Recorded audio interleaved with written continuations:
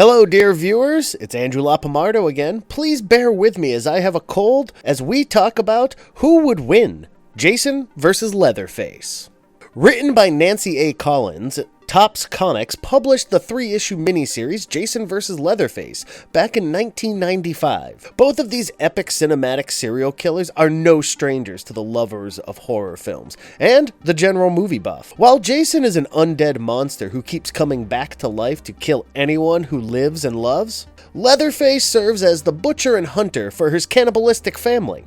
What do you think would happen when these two collide? Would they fight each other to the death? Or would one of them survive the other? Well, you'll have to watch this video until the end to learn that. Miss Collins did a wonderful job at penning the two monsters and showing their more humane side through the story. I mean, yes, none of them are remotely humane in nature, but being written in the 90s, where every subsequent movie on Jason and Leatherface was depicting them as increasingly diabolic and menacing, Collins tried to show what made them the way they are. She deep dived into their childhood and the trauma they faced as children. There are a few issues with the continuity, and the comic is totally non-canon, and Collins got most of the names wrong. For instance, Jason's mother's name is Doris, while it is actually Pamella. Furthermore, Leatherface's family is addressed as the Slaughterers instead of the Sawyers. Having said that, the story that Collins penned down is worthy enough to overshadow a few minor mistakes.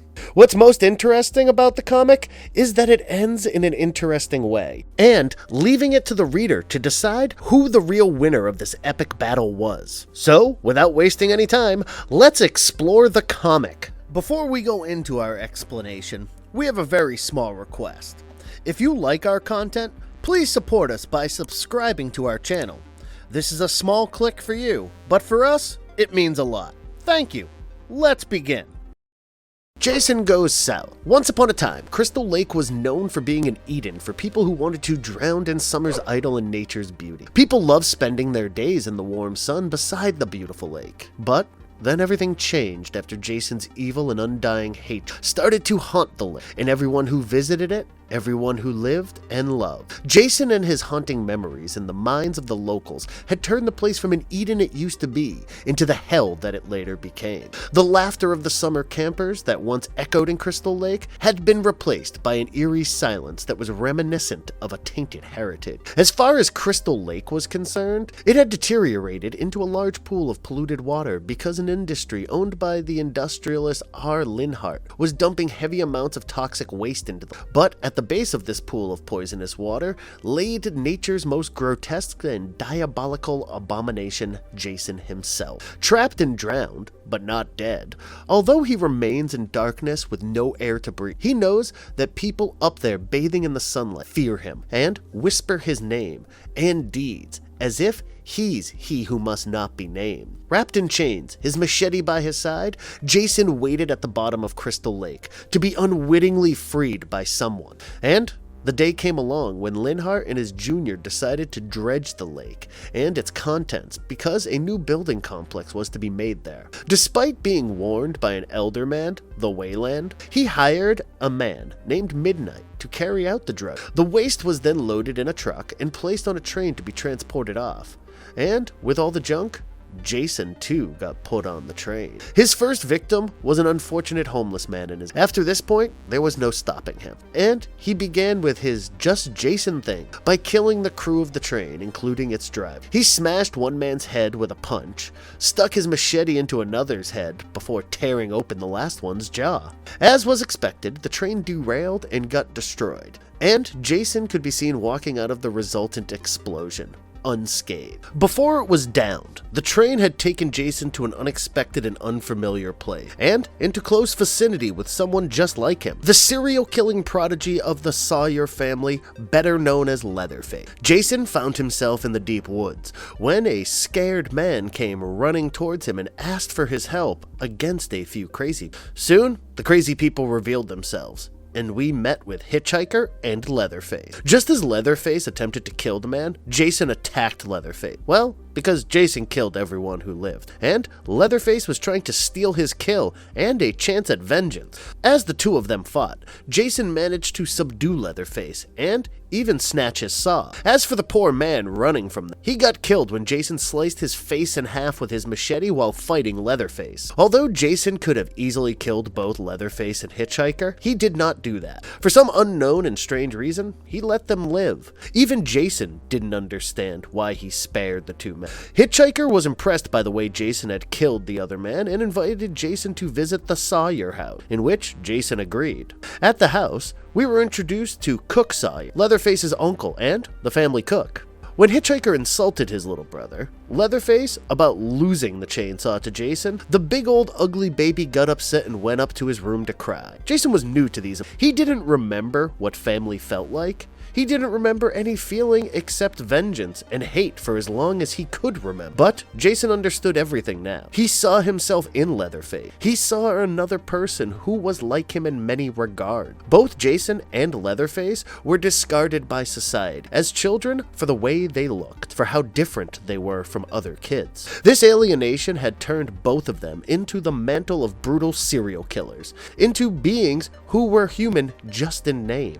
Also, neither of them was a big talker. They both preferred silence and action over speaking. Jason signaled Leatherface to come down with him to the dinner table, and the two of them had started to bond. So Leatherface agreed. Down at the dinner table, Cook introduced the rest of the family to Jason, while Jason wrote his name on the wall with what seemed to be blood, but the Sawyer family called it Kool-Aid. It started to feel that Jason had found a new home and family. A day with the family. Jason slept at the Sawyer house that night and dreamt of the day he had drowned as a child. How? There was no lifeguard or counselor to save the little boy from drowning. Although the counselors had warned him not to go into the water without a friend, none of the other kids in the camp wanted to be his friend. And the water looked so tempting on the summer day that Jason went into it anyway. The nightmare was scaring the fearsome man in his sleep, but it ended when Cook woke him up for breakfast. Cook had prepared some delicious scrambled brains. Hitchhiker's favorite they were. If you're still wondering, yes, they were human brains. Even before they started to eat, Hitchhiker picked up a one-sided argument with Leatherface and began to beat him. This reminded Jason of another incident from his past where his father would beat a younger Jason for no good reason. Cook then gave Jason a tour of his kitchen and smokehouse. Bodies were hanging everywhere. Few were severed, the others decapitated. It was a true slaughterhouse, straight from the kitchen of the likes of Hannibal Lecter. Only messier. Much messier. Cook told Jason all about his cutlery secrets and how he wanted to one day open a fancy-ass restaurant with a fancy name. Later that day, Hitchhiker was supposed to go pick up groceries. By groceries, they meant more humans. More food. Usually, Leatherface would go with Cook or Hitchhiker, but that day, Cook suggested that Jason should go. And why not? So the two of them hit the road, killed an elderly couple, and brought back their corpses. Hitchhiker was disappointed because Jason didn't make this woman squeal and scream before killing her. He complained that Jason killed her too quickly. Cook, on the other hand, was disappointed because he wished to have some nice tender meat of young people. What a psycho! Once back from the grocery trip, Hitchhiker invited Jason into a cabin to show him the art he had created, although he preferred to call it his hobby. He had made a rocking chair for his grandfather as a birthday present. Well, it was a chair made of skeleton.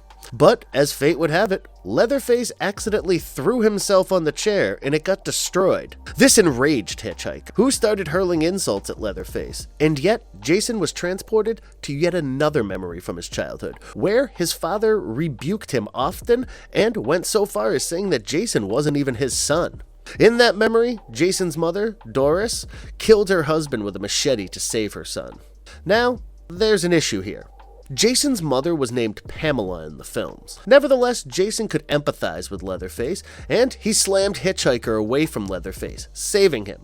Jason was fully prepared to kill Hitchhiker for the way he had just treated Leatherface. But no matter how cruelly his older brother treated him, Leatherface couldn't let Jason kill him, and Hitchhiker was spared by Jason.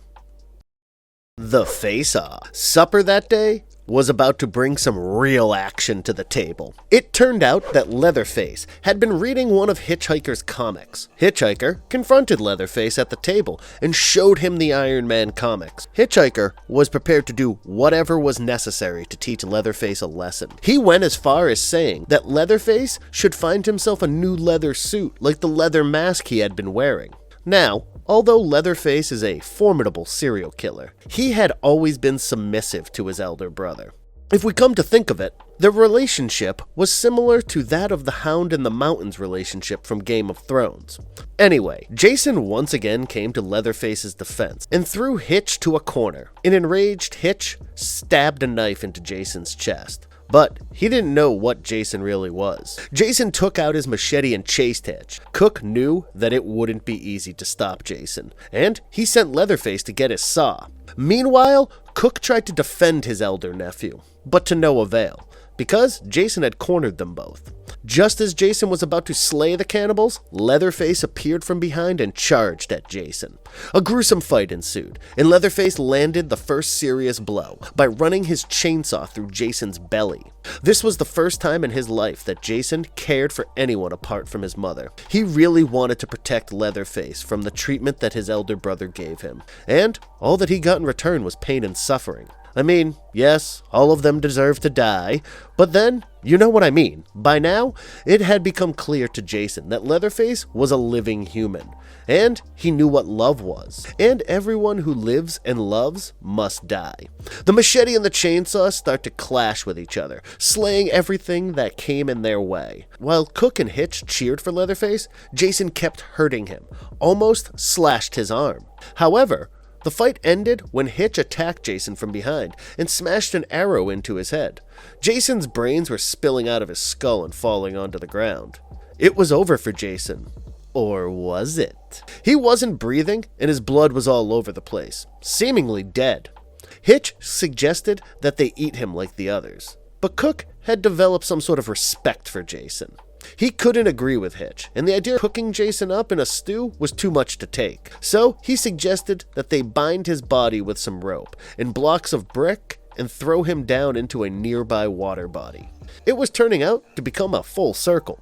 Jason was going back to the place where he had started from.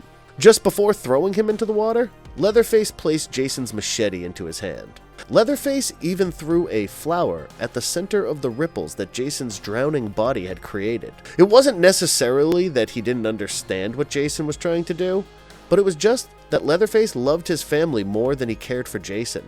Was it really the end of Jason Voorhees? Of course not. The cannibals had tied Jason with rope and not chains, so he managed to cut the rope with his machete, courtesy of Leatherface, and emerged out of the lake. Jason was now free from his constraints and could have killed the cannibals one by one. But he didn't do that. I mean, he could have done it earlier as well, but he chose to spare the lives of the cannibal. For reasons unknown. Was it that Jason really empathized with them? Or did he feel pity for them? Whatever may be the reason, Jason started his journey back to Crystal Lake. But this leaves us with two questions.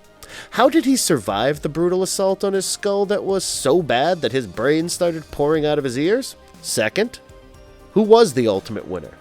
Jason or Leatherface? As far as the first question is concerned, it seems that the water is somewhat his resting and go-to place. Water gives him the strength to regenerate himself. It almost always starts with water and ends with water for him. Much like the predictable fairy tale his mother used to tell him as a child. They always began the same way and ended the same way. And as for the second question, we think it was Jason who won. I mean, yes, he lost the battle, but could have won the war. Leatherface could never defeat Jason in a one-to-one combat, and it was ultimately Hitch who had laid the final blow on Jason. Furthermore, Jason had every opportunity to kill Leatherface, but he chose not to. Let us know what you thought about the comic, and who do you think really won? And if you liked our content, don't forget to leave a like and subscribe to us if you haven't already. Have a good one and be safe. Thanks, everyone.